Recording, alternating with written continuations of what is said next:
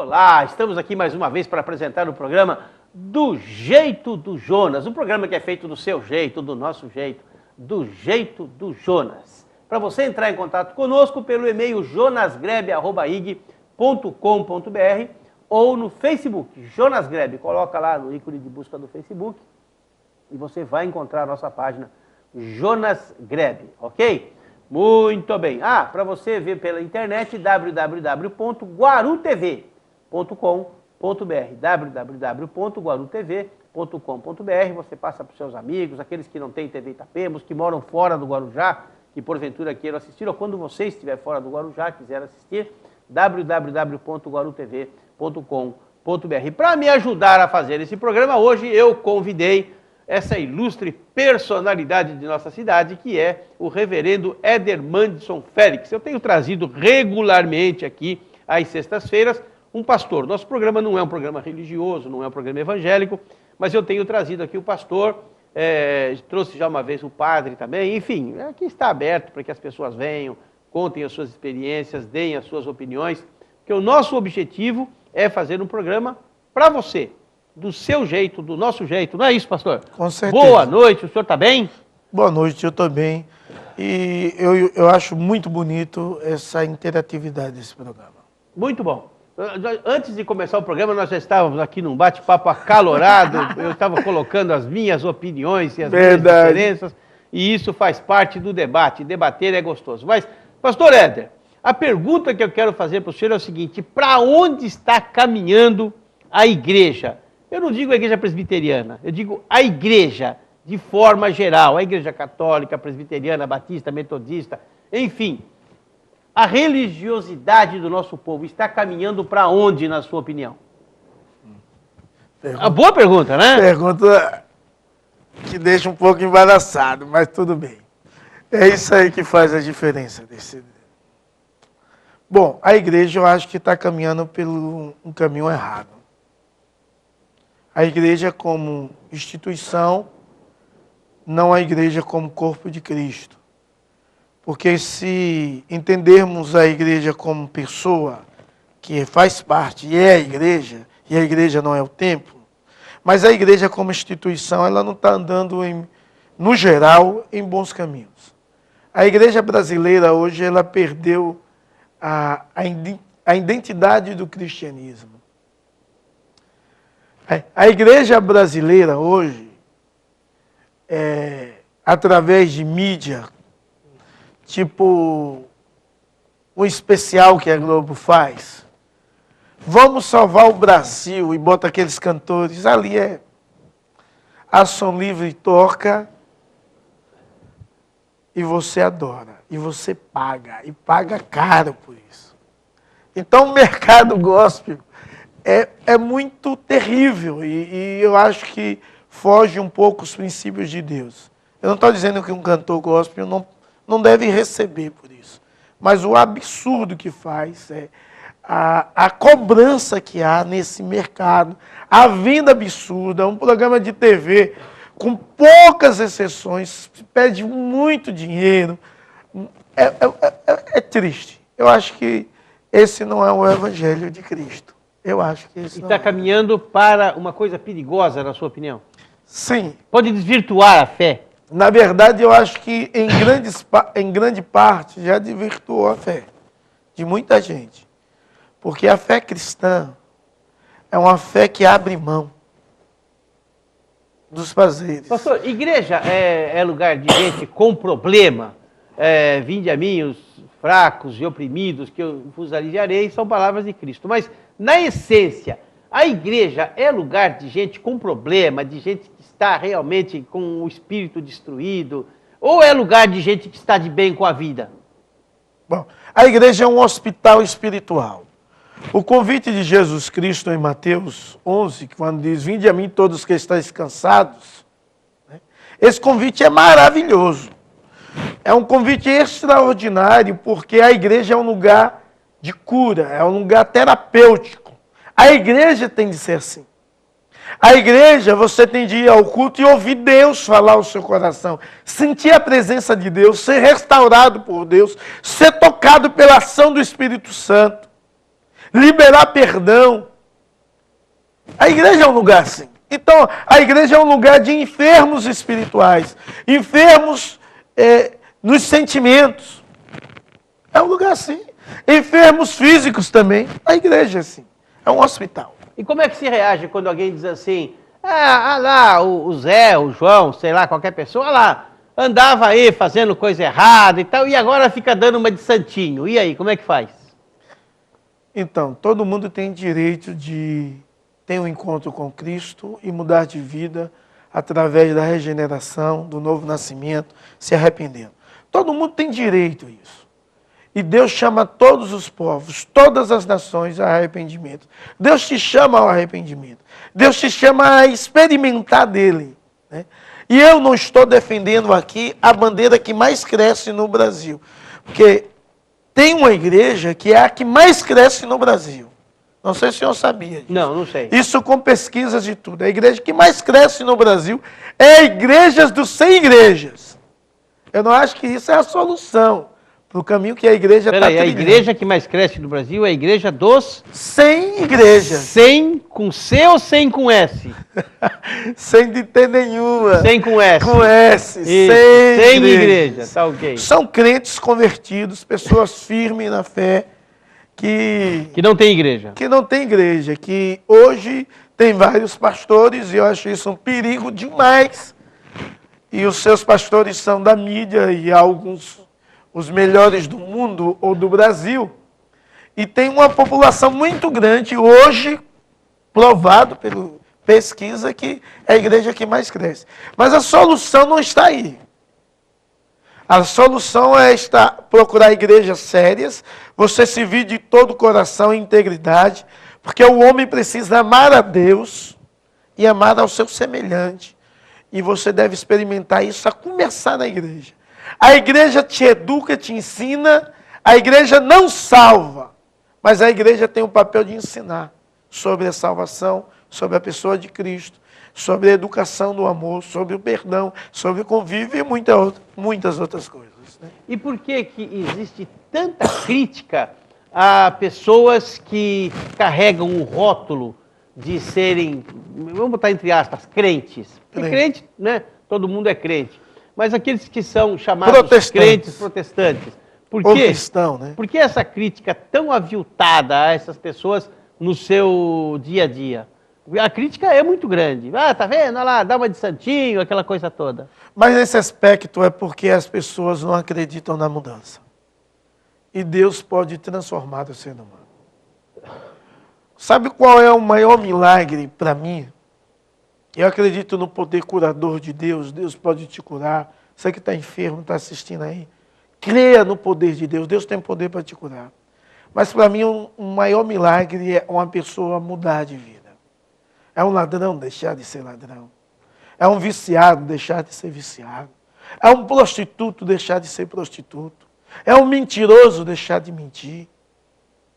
É o desonesto passar a ser honesto. E esse milagre Jesus faz. E para que a pessoa as pessoas reflita isso na sociedade, tem um longo caminho depois. Ou é imediato? Porque a pessoa tem aí um desses vícios que o senhor mencionou. Aí, de repente, ele vai a uma igreja, ele resolve mudar de vida. Ele é convencido, uma questão íntima de espírito, de coração, e ele resolve mudar de vida. Como é que ele vai fazer para que as pessoas acreditem que ele mudou num curto espaço de tempo? Não é fácil. Eu sou bacharel em teologia, então vou explicar de forma teológica. Tá ok. Que nem sempre eu falo de forma teológica, eu falo mais a língua do povo, mas eu posso falar de forma teológica essa resposta. Bom, existe uma doutrina chamada doutrina da santificação. E a santificação tem 3 estágios. E você que é pregador, você vai compreender comigo isso. Mesmo você que ainda não aprendeu isso, você vai entender desse jeito. Bom, o primeiro estágio é a santificação definitiva, que é o perdão dos pecados. Quando a pessoa tem um encontro com Cristo, Deus entra no coração da vida da pessoa, Deus atrai a pessoa, entra no coração. Deus transforma aquela vida. Só que não transforma totalmente. Então, existe a segunda santificação, que é a santificação progressiva, que a maioria dos pregadores falam sobre isso. A santificação é como subir uma escada, um degrau após outro. Dia a dia a pessoa vai demonstrando a mudança de vida, isso não é de repente, vai largando algumas coisas, deixando algumas atitudes, deixando algumas práticas, mudando a sua atitude de viver, transformando em um cidadão do céu. Alguém feito à imagem e semelhança de Cristo, que deve ser, que todo mundo é feito assim, mas não vive como tal. E o último estágio é a santificação final e total, que é no céu, porque nós somos pecadores. A palavra de Deus diz que quem não tem pecado, né, quem diz que não tem pecado é mentiroso. Você já mentiu, porque todos nós somos pecadores. Mesmo depois da conversão, da regeneração, continuamos pecadores. Sim, esse pastor que vos fala é um pecador. O apóstolo Paulo, ele disse que ele era o pior dos pecadores. E era o apóstolo Paulo. E era o apóstolo Paulo, um grande homem de Deus. Então, isso é entender. Quando o homem perde esse senso que ele é pecador, ele perde o senso de Deus. Porque Deus é santo. E quando Isaías viu Deus no seu alto sublime trono, ele disse: ai de mim, porque sou pecador. E moro no meio de um povo pecador. Habito nesse povo. E os meus olhos viram Deus. Então, você tem que ter esse senso da santidade de Deus. E diante da santidade de Deus, por mais consagrado que você seja, por mais uma vida piedosa que você tenha, você é pecador. Existem algumas correntes, né, hoje popularmente conhecidas, que diz que se você está devendo para muita gente, se você está desempregado, se você está doente, se você tem uma série de problemas, é só você vir para a igreja que isso tudo vai se resolver. E acontece muito das pessoas irem para as igrejas e não resolver. O que o senhor, como pastor presbiteriano, diria para essas pessoas que às vezes vão no desespero e não encontram a resposta? E aquele que tem que receber de alguém, e esse alguém diz: não, agora eu sou crente, mas não consegue pagar. E a pessoa começa a criticar, diz: ele diz que é crente, mas não me paga. Como é que se lida com isso? Bom, são duas perguntas. Então eu vou tentar responder a primeira. Se eu não responder a segunda, você... Estou te apertando hoje, Você faz e eu respondo aí. Não, para mim é um prazer estar aqui conversando com quem está nos assistindo. Com quem está nos assistindo aí. Bom, Deus não faz um toque de mágica. Não é assim. Deus faz milagres. Mas, assim, essa mídia que chama isso é para atrair com outra finalidade. Eu quero te dizer, se você for a Jesus Cristo, em Jesus Cristo há solução, sim. Mas nem tudo vai ser de forma imediatista. Por quê? Porque Deus age como Ele quer, Ele é Deus, Ele é soberano. Nós não mandamos em Deus. Eu não posso dizer assim: vá na minha igreja hoje que você vai ser curado. Não. Eu sei que se Deus quiser, Ele pode curar lá. E eu creio no poder curador de Deus. Se Deus quiser, Ele pode restaurar casamento. Mas eu não posso dizer: vá na minha igreja hoje que Deus vai restaurar. Não, eu não mando em Deus. Isso é importante. Eu sou servo. E Deus é o meu Senhor. Então, quando Ele quiser agir, Ele age. Agora, que a solução para a sua vida está em Deus, está. Porque Deus tem todo o poder para resolver. Essa é a primeira.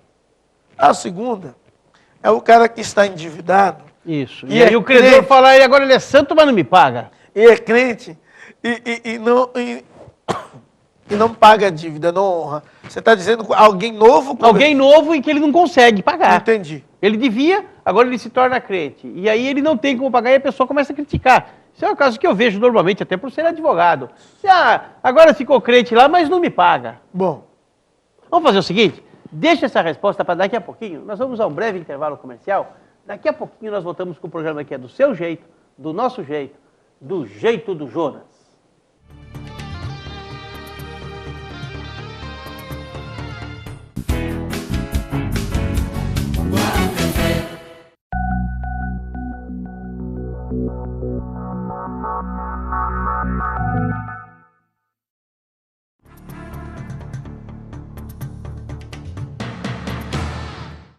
Olá, estamos de volta para mais um bloco do programa que é feito do seu jeito, do nosso jeito, do jeito do Jonas. Para entrar em contato conosco, www.guarutv.com.br, jonasgrebe@ig.com.br ou no Facebook Jonas Grebe.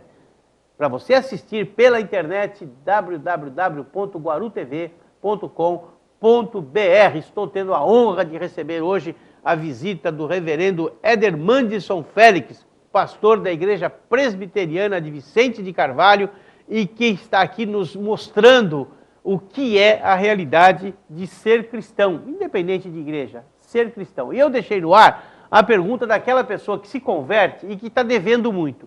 E aí o credor começa a dizer, ah lá, agora ele é santo, mas não me paga. E a pessoa às vezes até quer pagar e não tem como. A pergunta é, isso é um escândalo, isso depõe contra, o que a pessoa deve fazer num caso como esse? Bom, você que está vivendo essa situação, tem situações da vida que levam a pessoa a ficar em uma situação muito difícil, sem propósito nenhum, sem querer prejudicar ninguém. Acontece um dissabor, uma perda, acontecem algumas coisas assim. Mas você tem que ser honesto. Chegar para o seu credor e dizer, olha, infelizmente hoje eu não tenho. Eu vou trabalhar.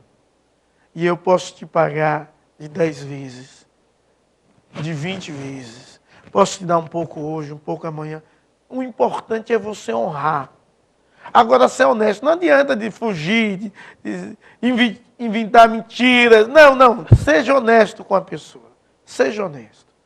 E se você está em dívida, aprenda a cortar alguns custos da sua casa que são desnecessários. Você pode fazer isso. Então, eu acho que você tem de procurar viver assim. Sabe por quê? Porque o Senhor Jesus, quando perguntaram a Jesus Cristo se ele deveria pagar imposto, ou se era correto pagar imposto ou não ao povo, ele pegou uma moeda. Me dá aqui uma moeda, Me dá uma moeda. E ele disse, quem é que está aqui na cara da moeda? César. Então dá a César o que é de César. A moeda é dele, né? É. E a Deus o que é de Deus. O que é que o Senhor Jesus falou com isso? O que é de Deus você deve dar a Deus.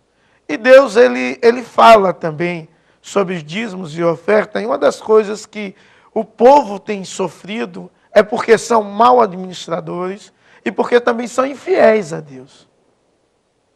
Dê a Deus o que é de Deus e a César o que é de César. Por exemplo, você deve pagar impostos. Isso é bíblico. Você deve ser dizimista. Isso é bíblico. Independente da sua religião. Isso é bíblico. Ser católico tem que dar dízimo lá na igreja católica. Isso é bíblico. Isso não é um princípio que o pastor está inventando. Isso é a palavra de Deus. Você que deve fazer. Você que faz a sua declaração de imposto de renda, não omita nada.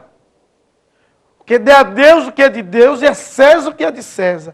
Seja correto em tudo. Agora, se você está devendo, infelizmente não pode pagar, vá lá, converse, negocie a sua dívida. Se não tiver como negociar, procure meios com que a justiça faça a negociação para você.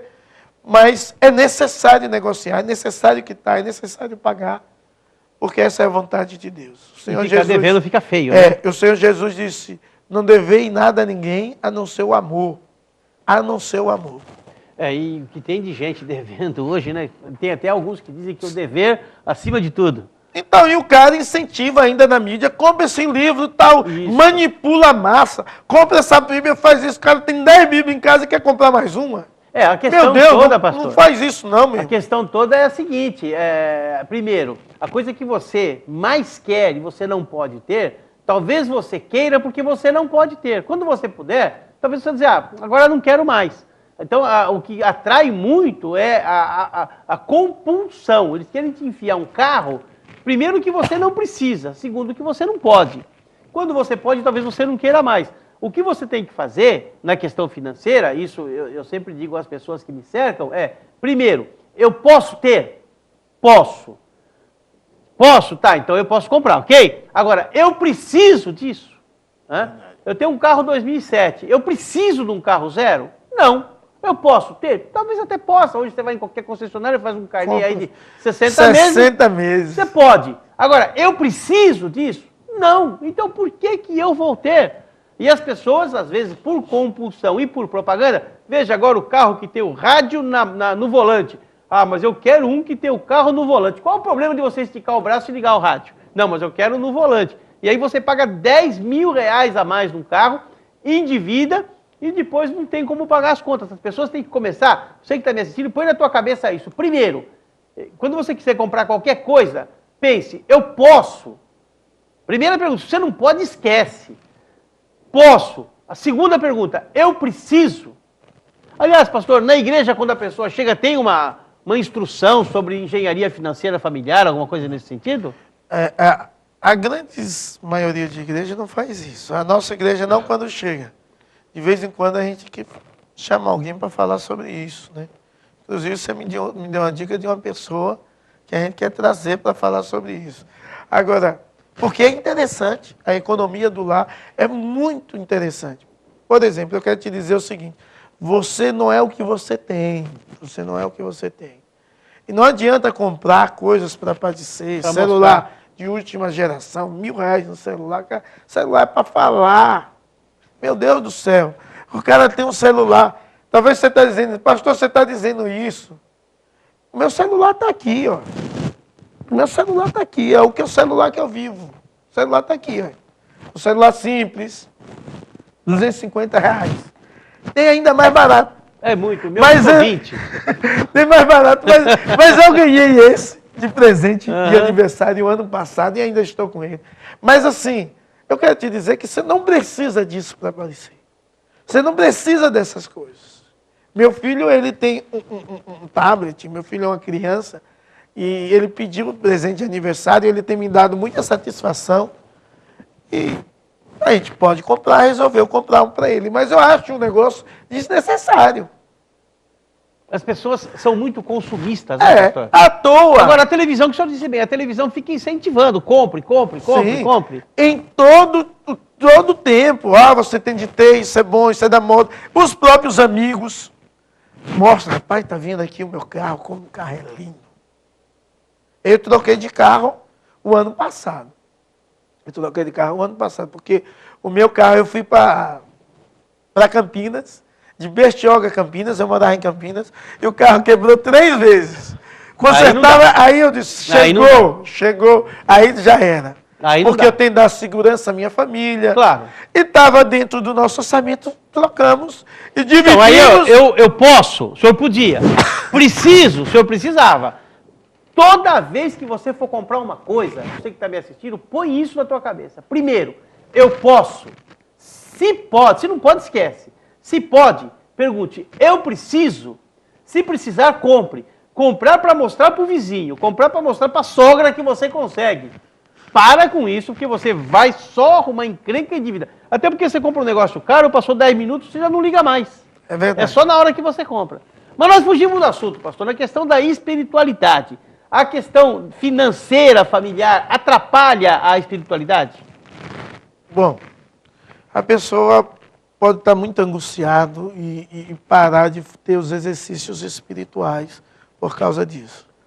E em vez de buscar em Deus a solução, né, e também em pessoas, em Deus em primeiro lugar, mas tem gente que sabe mais e a gente tem de ter a sensibilidade de entender isso.